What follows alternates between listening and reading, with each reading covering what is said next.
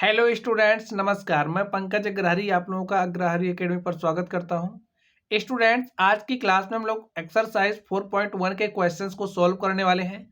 तो चलिए स्टूडेंट्स, हम लोग चलते हैं और एक्सरसाइज 4.1 के क्वेश्चंस को सॉल्व करते हैं। तो स्टूडेंट्स, सबसे पहले आप लोग देखिए क्वेश्चंस को।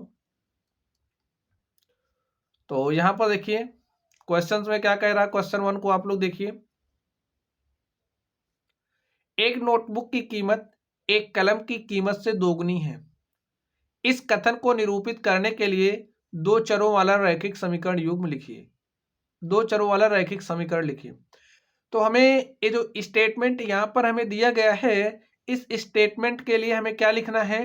दो चर वाला एक रैखिक समीकरण लिखना है। कैसा समीकरण लिखना है? रैखिक समीकरण लिखना है। तो चलिए सबसे पहले हम लोग समझ लेते हैं कि रैखिक समीकरण होता क्या है। दो चर वाला रैखिक समीकरण क्या होता है, इस बात को हम लोग समझ लें, फिर इस क्वेश्चन को करते हैं। तो आप लोग समझिए, जैसे कि अगर हमारे पास कोई भी समीकरण है और उस समीकरण की जो घात है वो अगर 1 है, सपोज जैसे अगर हमारे पास हमने कुछ इस तरीके से राइट किया, तो ये हमारा क्या हो गया? एक समीकरण हो गया। और ये जो समीकरण है इसमें देखिए हमारा चर क्या है? x जो है चर है, और चर की अधिकतम पावर क्या है? चर की अधिकतम पावर क्या है? 1 है। इसलिए यहाँ पे ये जो समीकरण आपको दिख रहा है, एक कैसा समीकरण है? रैखिक समीकरण है। कैसा समीकरण है? रैखिक समीकरण है। चलिए हम लोग नेक्स्ट देखते हैं। और एक कैसा रैखिक समीकरण? एक चर वाला रैखिक समीकरण है। ये बात भी आपको समझना है। कितने चर हैं? एक चर है, तो इसलिए एक चर वाला रैखिक समीकरण है। चलिए नेक्स्ट देखिए। आप लोग सपोज करिए कि हमने एक इक्वेशन कुछ इस तरीके से राइट कर दिया। हमने कोई इक्वेशन इस तरीके से राइट कर दिया। अब आप लोग इस इक्वेशन को देख करके बताइए कि यहाँ पे ये जो इक्वेशन लिखा गया है एक किस तरीके का इक्वेशन है, किस तरीके का समीकरण है। तो सबसे पहले हम लोग क्या देखेंगे, इसमें चरों की संख्या कितनी है, इसमें कितने चर हैं। तो हमको एक ही चर दिख रहा है, वो क्या है? y है। चर एक है, वो भी क्या है? y है। और इसमें जो चर है, चर की अधिकतम घात क्या है? चर की अधिकतम घात क्या है? 1। तो जब चर की अधिकतम घात 1 है तो ये हमारा किस तरीके का समीकरण हो जाएगा? रैखिक समीकरण। और इसमें एक चर है, तो इसलिए ये एक चर वाला रैखिक समीकरण हो जाएगा। कैसा समीकरण होगा? एक चर वाला रैखिक समीकरण। चलिए नेक्स्ट देखिए। अब आप लोग समझिए, हमने कुछ इक्वेशन इस तरीके से राइट कर दिया। अब आप लोग इसे क्या कहोगे? देखिए, तो सबसे पहला हमारा काम क्या होगा, हम लोग देखेंगे कि चर कितने हैं। देखिए यहाँ पे एक चर है x, यहाँ पे एक चर है y,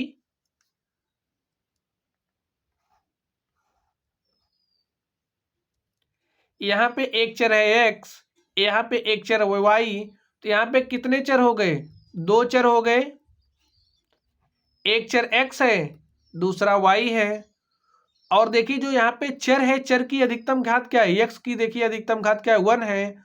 यहाँ पे अगर कुछ नहीं लिखा तो आपको समझ करके चलना, पावर 1 है। अगर हमने कुछ इस तरीके से लिखा तो यहाँ पे पावर 1 है। अगर हमने कुछ इस तरीके से लिखा और हमने कहा 5 की पावर क्या है, अगर कुछ नहीं लिखा है तो आपको मान करके चलना है कि यहाँ पे पावर 1 होता है। अगर हमने कुछ इस तरीके से राइट किया तो यहाँ पर भी आपको समझ करके चलना, पावर 1 होती है। अगर इस तरीके से कोई नंबर लिखी गई है तो यहाँ पर भी पावर 1 होती है। चलिए अब आप लोग यहाँ पर देखिए, चर हमारा x और y है। x की अधिकतम पावर क्या है? 1 है। y की अधिकतम पावर क्या है? 1 है। इसलिए a, और चर कितने हैं? दो चर हैं, तो a क्या हो गया? दो चर वाला रैखिक समीकरण। दो चर वाला रैखिक समीकरण। चलिए हम लोग एक एग्जांपल और लेते हैं। आप लोग समझिए, हमने कुछ इस तरीके से ले लिया।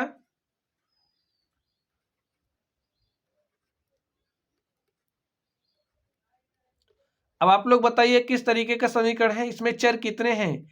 एक चर हमारा टी है और दूसरा चर हमारा क्या है, क्यू है। तो इसमें दो चर हो गए, और जो चर है, चर की अधिकतम पावर देखिए क्या है, यहां पर भी 1 है, यहां पर भी 1 है, तो चर की अधिकतम पावर 1 है, इसलिए कैसा समीकरण हो गया, दो चर हैं तो दो चर वाला हो जाएगा। और पावर जो है चर की वो कितनी है, 1 है, तो इसलिए दो चर वाला रैखिक समीकरण हो जाएगा।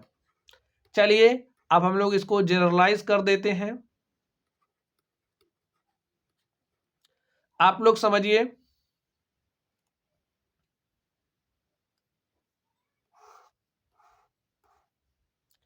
आप लोग समझिए, अगर हमारे पास कोई भी समीकरण इस तरीके का है, इसे दो चर वाला व्यापक समीकरण भी कहते हैं। देखिए ax plus B Y plus C is equal to 0। अगर हमको कोई भी समीकरण इस रूप में मिल रहा है, यानी कि दो चर की संख्या कितनी है, दो चर हैं एक्स वाई, और यहाँ पे जो चर है चर की पावर क्या है, 1 है, तो ये दो चर वाला रैखिक समीकरण हो गया। तो अगर कोई भी समीकरण हमें इस तरीके से मिल रहा है तो इसे हम लोग क्या कहेंगे, दो चर वाला रैखिक समीकरण कहेंगे। इस बात को आप लोगों को अपने जहन में उतार लेना है, चीजें आप लोग समझ गए होंगे। चलिए अब हम लोग थोड़ी सी और चीजों की बात कर लेते हैं। यहां पर देखिए, अगर हमसे पूछा जा रहा है, समझिए हमको कुछ इक्वेशन इस तरीके से दे दिया गया और हमें कह रहा है कि x का आप गुणांक बताइए, तो x का गुणांक क्या हो जाएगा, a हो जाएगा। अगर हमसे पूछा आप y का गुणांक बताइए, तो y का गुणांक क्या है, b है। तो ये चीज भी आपको समझ करके चलना है। और आप लोग एक बात समझिए, अगर हमें कोई भी रैखिक समीकरण दिया गया है, तो रैखिक समीकरण का जो आलेख होता है, लिख लीजिए, रैखिक समीकरण का आलेख, रैखिक समीकरण का आलेख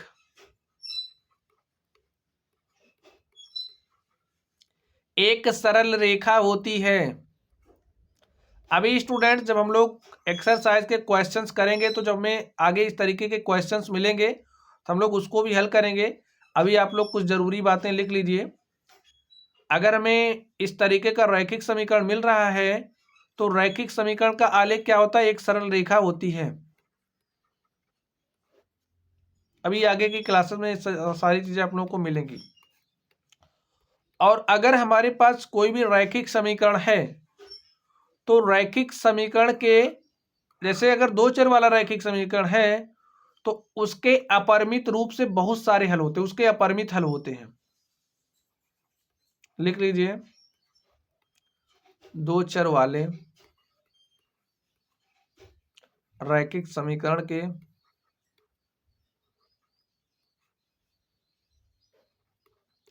अभी ये सारी चीजें आपको क्लास में सीखने को मिल जाएंगी। दो चर वाले रैखिक समीकरण के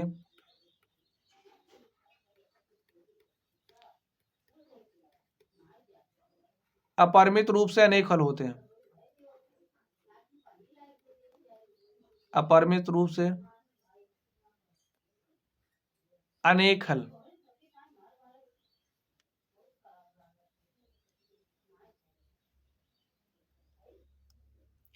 अपरिमित रूप से अनेक हल आप लोग लिख लीजिएगा,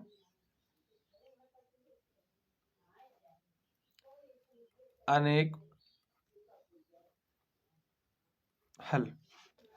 तो स्टूडेंट्स इस तरीके से हमने दो चर वाले रैखिक समीकरण की कुछ जरूरी बातें कर ली। रैखिक समीकरण का जो दो चर वाला रैखिक समीकरण है, उसका जो आलेख होता है, रैखिक समीकरण हमारे पास है तो उसका आलेख क्या होगा, एक सरल रेखा होगी। दो चर वाले रैखिक समीकरण का जो हल होता है, इसके अपरिमित रूप से अनेक हल होते हैं। और यहाँ पे हमने एक चर वाले रैखिक समीकरण की भी बात करी।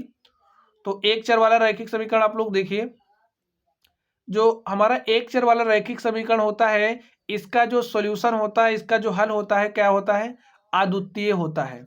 यानी कि इसका सिर्फ और सिर्फ एक ही हल होता है, हल अद्वितीय होता है।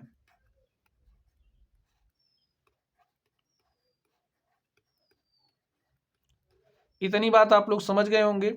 चलिए अब हम लोग क्वेश्चन पर चलते हैं और प्रश्नों को सॉल्व करते हैं। तो चलिए स्टूडेंट्स, आप लोग क्वेश्चंस को देखिए। देखिए क्वेश्चन में क्या कहा जा रहा है। एक नोटबुक की कीमत एक कलम की कीमत से दोगुनी है। इस कथन को निरूपित करने के लिए दो चरों वाला एक रैखिक समीकरण लिखिए। तो अब आप लोग जान गए हैं कि दो चर वाला रैखिक समीकरण क्या होता है। इसमें संकेत दिया, मान लीजिए नोटबुक की कीमत x और कलम की कीमत y रुपया है। कलम की कीमत हमें क्या मानना है? y। तो चलिए हम लोग इसको सॉल्व कर लेते हैं। माना नोटबुक की कीमत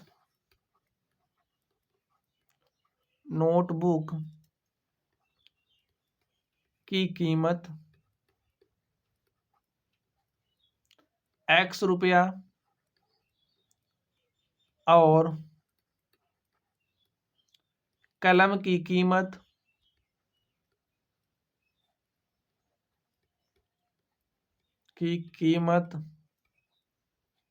y रुपया है।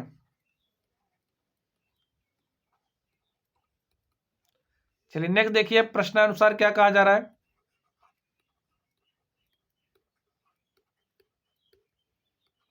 अब प्रश्नानुसार देखिए क्या कहा जा रहा है। एक नोटबुक की कीमत कलम की कीमत से दुगनी है। नोटबुक की कीमत कलम की कीमत से दुगनी है। इस बात को स्टूडेंट्स आप लोग समझिए। जो नोटबुक है, नोटबुक की जो कीमत है, नोटबुक की कीमत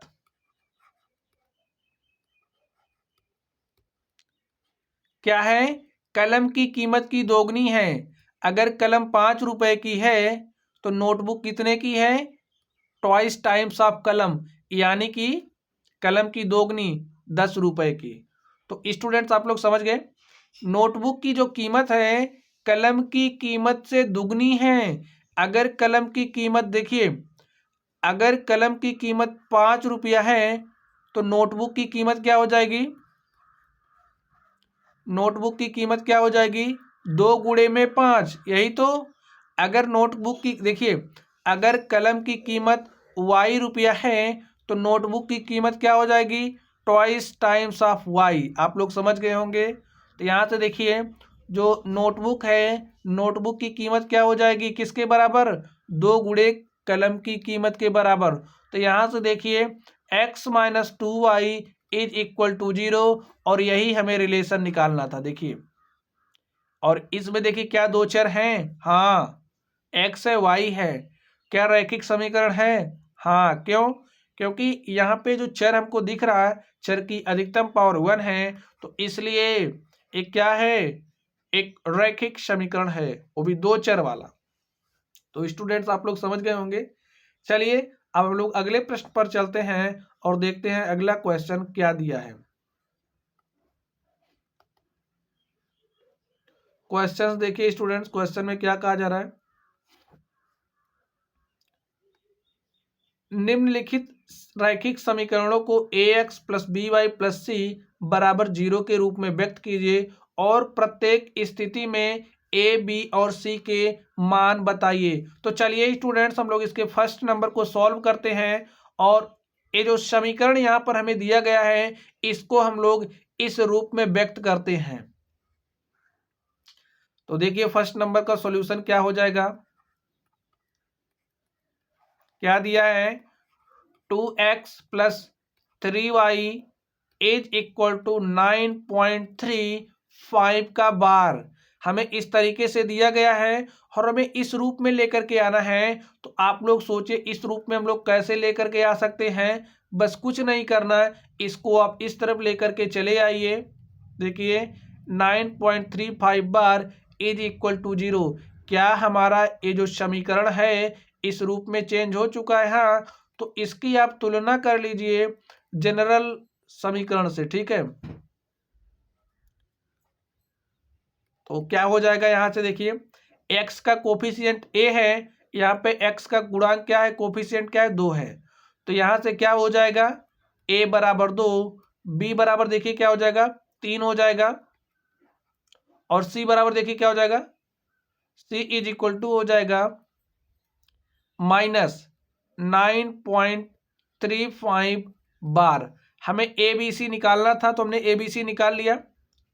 ए बी सी है क्या, एक्स वाई जेड के गुणांक, एक्स वाई और देखिए ए बी सी के गुणांक ही तो हैं। तो यहाँ पे एक्स क्या है, एक्स का गुणांक क्या है ए, वाई का गुणांक क्या है बी, और सी का गुणांक देखिए सी हमारा क्या है, सी का वैल्यू क्या है, यहाँ से देखिए -9.35 बार। अब यहाँ से ए क्या हो जाएगा, ए हो जाएगा 2, बी क्या हो जाएगा 3, सी क्या हो जाएगा -9.35 बार। तो स्टूडेंट्स आप लोग समझ गए होंगे, लिख दीजिए अतः, यही आंसर हो गया, आप लोग लिख लेना।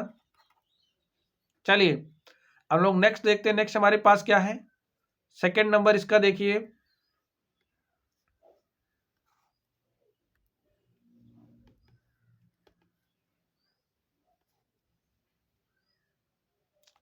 तो देखिए इसके सेकंड नंबर का सॉल्यूशन क्या हो जाएगा, x minus y upon 5 minus 10 is equal to 0 में कुछ इस तरीके से दिया गया है। अब हमें इसे किस रूप में चेंज करना है, A X plus B Y plus C is equal to 0 के रूप में चेंज करना है। तो आप लोग बताइए हम लोग कैसे कर सकते हैं, यहाँ पर ध्यान से देखिए और यहाँ पे आप लोग सोचिए, अगर हम इसमें दोनों तरफ 5 से मल्टीप्लाई कर दे तो क्या होगा। तो लिख दीजिए दोनों तरफ, और स्टूडेंट्स आप लोग एक बात समझ लीजिए, अगर हमारे पास कोई भी समीकरण दिया गया है उसके दोनों तरफ किसी फिक्स नंबर से, कि दोनों तरफ सेम नंबर से गुणा करने पर, सेम नंबर से भाग करने पर, सेम नंबर जोड़ने पर कोई फर्क नहीं पड़ता है। आप लोग ऐसा कर सकते हो। चलिए यहाँ पे देखिए दोनों दोनों तरफ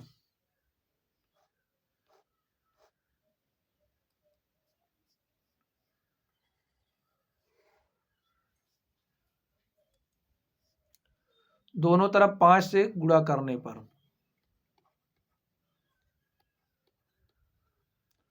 दोनों तरफ 5 से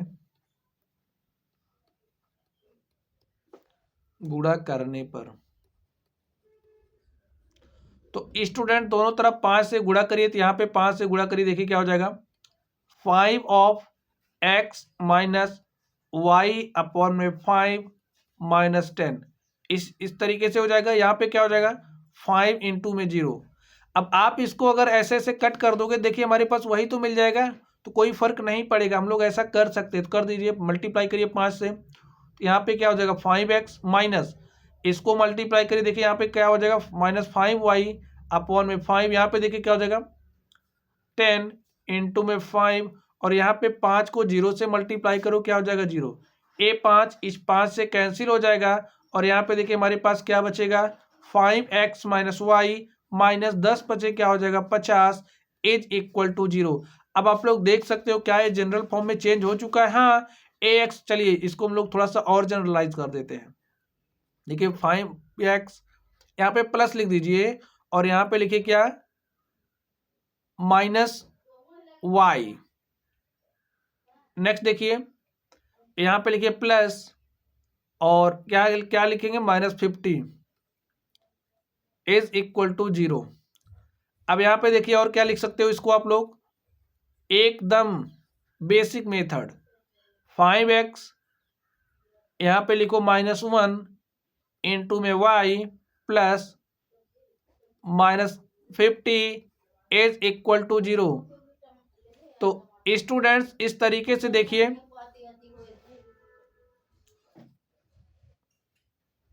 तो स्टूडेंट देखिए यहाँ पे ax plus B Y plus C is equal to 0 के रूप में हमें चेंज करना था, तो यहाँ पे हमारा उस रूप में चेंज हो चुका है।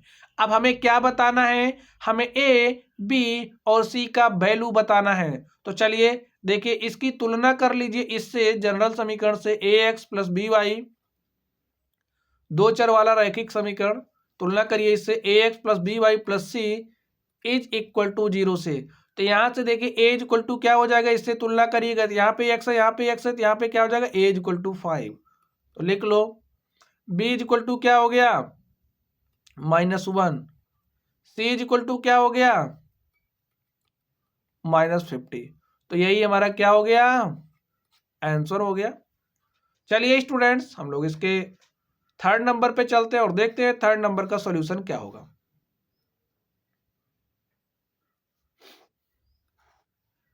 अब आप लोग समझ रहे होंगे। थर्ड नंबर देखिए, इसके थर्ड नंबर में क्या कहा जा रहा है, लिखिए सॉल्यूशन किसका, थर्ड नंबर का।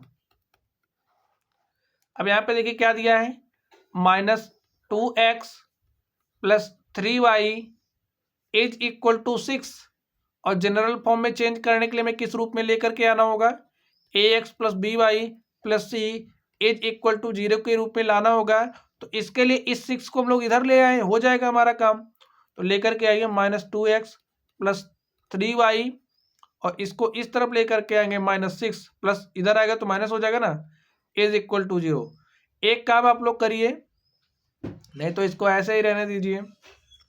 यहां से देखिए क्या हो जाएगा, इसकी हम लोग तुलना कर लेते हैं, A X plus B Y plus C is equal to 0 से।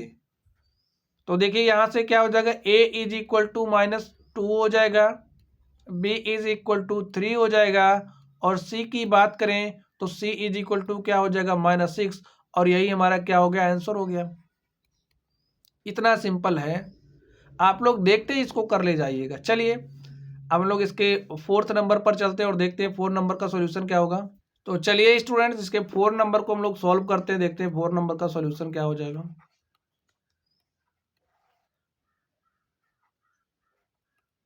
देखिए क्या दिया है, x is equal to 3y, क्या दिया है, x is equal to 3y। इसको हम लोग जनरल फॉर्म में लेकर के आते हैं। देखिए जनरल फॉर्म इसका क्या हो जाएगा, x इसको इस तरफ लेकर के आइए -3y। अब c के स्थान पे कुछ नहीं है, यहाँ पे हम लोग 0 भी लिख सकते हैं, इज इक्वल टू 0। इसकी तुलना कर लीजिए किससे, ax लिख दीजिएगा, इसकी तुलना ax plus B Y plus C बराबर 0 से करने पर तो क्या हो जाएगा, ax plus B Y plus C is equal to 0 से इसकी आप तुलना कर लीजिए। देखिए यहां से क्या हो जाएगा, यहाँ पे हमारा 1 होता है, ठीक है, तो a इज इक्वल टू क्या हो जाएगा 1। b की बात करें तो b इज इक्वल टू हो जाएगा -3, और c की बात करें तो c इज इक्वल टू हो जाएगा 0। यहाँ पे इसको मैंने जनरल फॉर्म में चेंज किया और इससे तुलना करने के बाद a b और c का मान भी निकाल लिया, और यही हमारा क्या हो गया, इसका सॉल्यूशन हो गया। तो चलिए हम लोग नेक्स्ट देखते हैं, इसके क्वेश्चन नंबर 5 को। इसमें हमें क्या दिया है,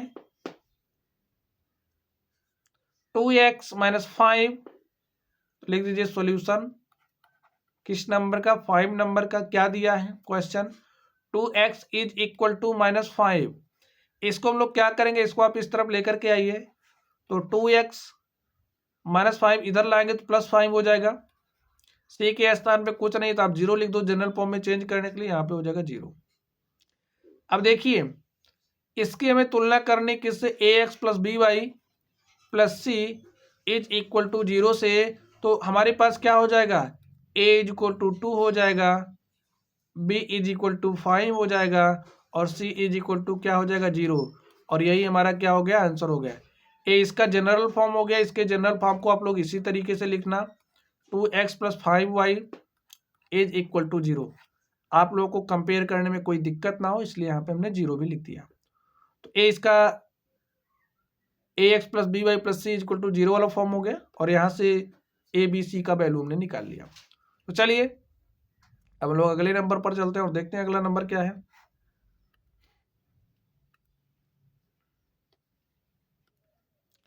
इसके छठे नंबर को सोल्व करिए। देखिए क्या कह रहा है छठा नंबर,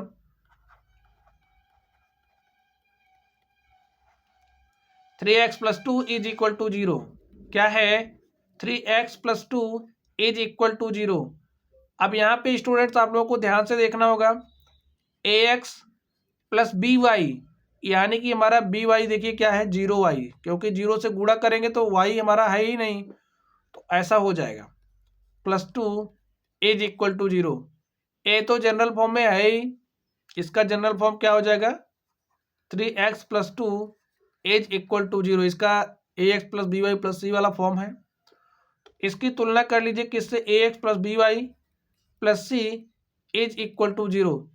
इससे आप इसकी तुलना करिए, इसकी तुलना इससे करिए, देखिए क्या हो जाएगा, यहाँ से a इक्वल टू 3 हो जाएगा, b देखिए क्या हो जाएगा, इक्वल टू 0 हो जाएगा, c इक्वल टू क्या हो जाएगा, 2 हो जाएगा। तो यही हमारा क्या हो गया, आंसर हो गया। चलिए हम लोग 7 नंबर को सॉल्व कर लेते हैं। देखिए 7 नंबर का सॉल्यूशन क्या हो जाएगा,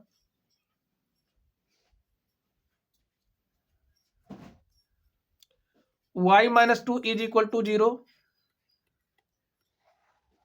क्या है, y-2 इज इक्वल टू 0। और इसको कंपेयर करने के लिए कुछ इस तरीके से लिख दो।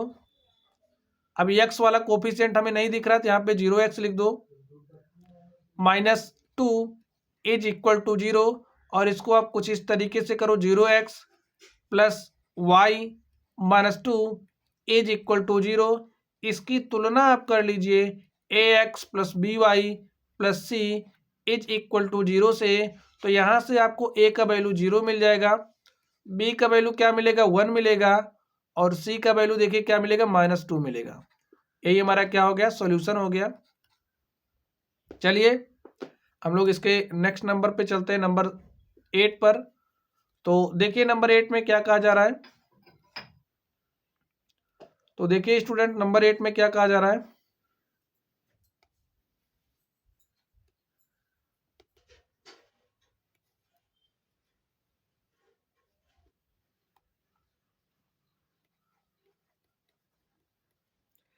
5 इज इक्वल टू 2x। क्या है, 5 इज इक्वल टू 2x।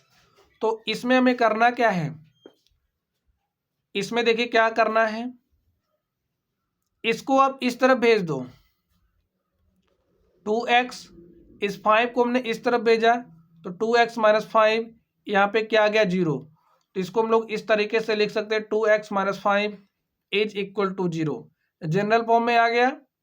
चलिए इसकी हम तुलना कर लेते हैं, 2x, बी वाला 0 है तो यहाँ पे 0y लिख दो, 0 को y से मल्टीप्लाई करोगे 0 ही आ जाएगा। तो यहाँ पे इसी तरीके से जो b का यहाँ पे जो y का कोफिशिएंट है, y का गुणांक 0 है, तभी तो y 0 आ जा रहा है। तो इस तरीके से राइट कर सकते हो, -5 इज इक्वल टू 0। तो इसकी तुलना कर लीजिए, ax plus B Y plus C is equal to 0। अब यहाँ पर देखिए क्या हो जाएगा, a इज इक्वल टू क्या हो जाएगा, 2, b की बात करें b इज इक्वल टू हो जाएगा 0, और c की बात करें तो c इज इक्वल टू क्या हो जाएगा, -5। और यही हमारा क्या होगा, इसका आंसर होगा। स्टूडेंट्स यहाँ से आप लोग एक बात और भी समझ लीजिए, कोई जरूरी नहीं है कि a b c का मान यही आए, कुछ दूसरा भी हो सकता है। चलिए दिखाते हैं हम आपको। जैसे यहाँ पे समझिए हमारे पास क्या है, 5 इज इक्वल टू 2x है, तो हम 2x को इधर लेकर के आए, तो हमारा क्या हो गया, 5 माइनस 2x हो गया। अब यहाँ पे हमने y है नहीं, 0y लिख दिया, इज इक्वल टू 0। तो इसको हम लोग किस तरीके से लिखेंगे, देखिए -2x plus 0y plus 5 is equal to 0। इसकी भी तो तुलना हम लोग ax plus B Y plus C बराबर 0 से कर सकते हैं कि नहीं कर सकते, कर सकते हैं। तो यहाँ से a बराबर -2 हो जाएगा, b बराबर 0 हो जाएगा, और c बराबर +5 आ गया। देखिए यहाँ पे a का वैल्यू 2 है, जबकि यहाँ पे -2 है, यहाँ पे c का वैल्यू -5 है, यहाँ पे 5 है। तो इस तरीके से आप लोग समझ रहे होंगे कि ए बी सी के मान भी अलग हो सकते हैं समीकरण के हिसाब से। देखिए चलिए हम लोग इसको भी देख लेते हैं, इसका मान क्या हो सकता है।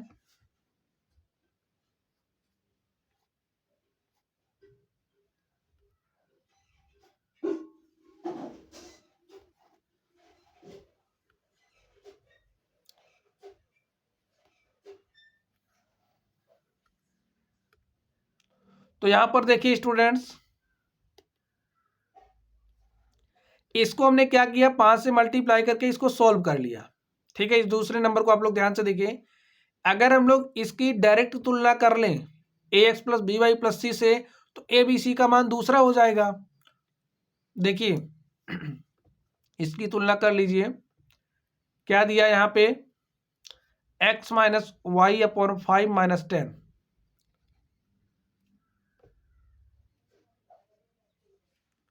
तो x minus y upon 5 minus 10 is equal to 0 है। तो इसकी आप लोग ऐसे ही तुलना कर लीजिए, A X plus B Y plus C is equal to 0 से। तो यहाँ से देखिए ए इज इक्वल टू क्या हो जाएगा, एक्स का कोफिशिएंट 1 है तो 1 हो जाएगा। वाई इज इक्वल टू, देखिए वाई का कोफिशिएंट क्या है, बी, और यहाँ पे क्या है माइनस 1 अपॉन 5, तो B is equal to minus 1 upon 5 है। और सी देखिए क्या हो जाएगा, C is equal to minus 1 upon 10 हो जाएगा। तो इस तरीके से ये जरूरी नहीं है कि ए बी सी का मान हर बार बराबर ही है, इसके मान अलग अलग हो सकते हैं। तो स्टूडेंट्स आप लोग समझ गए होंगे। चलिए आज की क्लास में बस इतना ही, आप लोग पढ़ते रहिए। अगर आप लोगों को कोई भी डाउट हो तो आप लोग कमेंट बॉक्स में कमेंट करना। वीडियो पसंद आए तो वीडियो को लाइक करिएगा, चैनल पर नए हो तो चैनल को सब्सक्राइब करिएगा। तो चलिए गाइस, आप लोग पढ़ते रहिए। Thank you.